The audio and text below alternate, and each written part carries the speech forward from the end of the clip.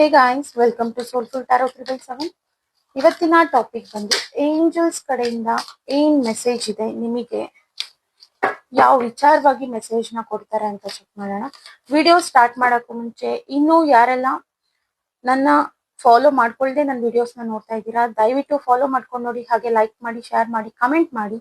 Confusions ಇದೆ, clarity ಬೇಕು, personal readings ಬೇಕು ಅಂತಂದ್ರೆ ವಿಡಿಯೋ ಕ್ಯಾಪ್ಷನ್ ಅಲ್ಲಿ ಹಾಗೂ ಬಯೋನಲ್ಲಿ ನನ್ನ ನಂಬರ್ ನ ಮೆನ್ಷನ್ ಮಾಡಿರ್ತೀನಿ. ಆ ನಂಬರ್ಗೆ ನೀವು ವಾಟ್ಸ್ಆಪ್ ಅಥವಾ ಕಾಲ್ ಮಾಡಿ ರೀಡಿಂಗ್ಸ್ ನ ಬುಕ್ ಮಾಡ್ಕೊಳ್ಬಹುದು, ಅಲ್ಲಿ ಕ್ಲಾರಿಟಿನ ಪಡ್ಕೊಳ್ಬಹುದು. ಅಂಡ್ ಇದು ಜನರಲ್ ರೀಡಿಂಗ್ ಆಗಿರುತ್ತೆ, ರೆಸಿಮೇಟ್ ಆದ್ರೆ ಮಾತ್ರ ತಗೊಳ್ಳಿ, ಇಲ್ಲಾಂದ್ರೆ ಬಿಟ್ಬಿಡಿ. ಫೋರ್ಸ್ಫುಲಿ ನಿಮ್ಮನ್ನ ನೀವು ಈ ರೀಡಿಂಗ್ ಗೆ ಫಿಟ್ ಮಾಡ್ಕೊಂಡು ನೋಡ್ಬಿಡಿ. ಓಕೆನಾ, ಸ್ಟಾರ್ಟ್ ಮಾಡೋಣ. ಏಂಜಲ್ಸ್ ನನ್ನ ವ್ಯೂವರ್ಸ್ಗೆ ಏನ್ ಗೈಡೆನ್ಸ್ ಇದೆ ನಿಮ್ಮ ಕಡೆಯಿಂದ, ಅವರ ಪ್ರಾಬ್ಲಮ್ ಇರ್ಬೋದು, ಏನಿದೆ ಅವರ ಲೈಫ್ ಅಲ್ಲಿ ಆಬ್ಸ್ಟಿಕಲ್ಸ್, ಏನ್ ಗೈಡೆನ್ಸ್ ನ ಕೊಡ್ತೀರಾ ತಿಳಿಸಿ. ಓಕೆ,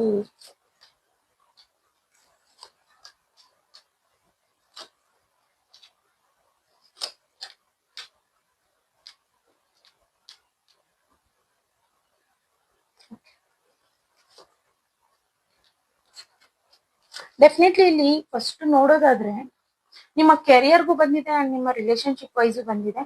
ನಿಮ್ಮ ವ್ಯಕ್ತಿ ಏನ್ ಈಗೋ ಇಟ್ಕೊಂಡು ನಿಮ್ಮಿಂದ ವಾಕ್ ಅವೇ ಆಗಿದಾರಲ್ವಾ, ಸೊ ಫಸ್ಟ್ ಕಾರ್ಡ್ ಬಂದು ಇಲ್ಲಿ ರೀಕನ್ಸಿಲೇಷನ್ ಬಂದಿದೆ.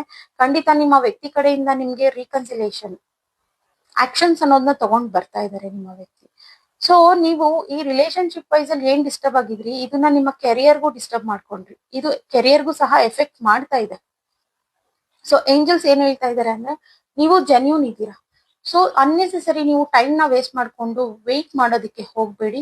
ಸೊ ಕೆರಿಯರ್ ಕಡೆ ಫೋಕಸ್ ನ ಕೊಡಿ. ಖಂಡಿತ ನಿಮ್ಮ ವ್ಯಕ್ತಿ ನಿಮ್ಮ ಲೈಫಿಗೆ ಬರ್ತಾರೆ. ರೀಕನ್ಸಿಲೇಷನ್ ಇದೆ, ಸೆಲೆಬ್ರೇಷನ್ಸ್ ಇದೆ, ಪ್ರೋಗ್ರೆಸ್ ಅನ್ನೋದು ಬರ್ತಾ ಇದೆ.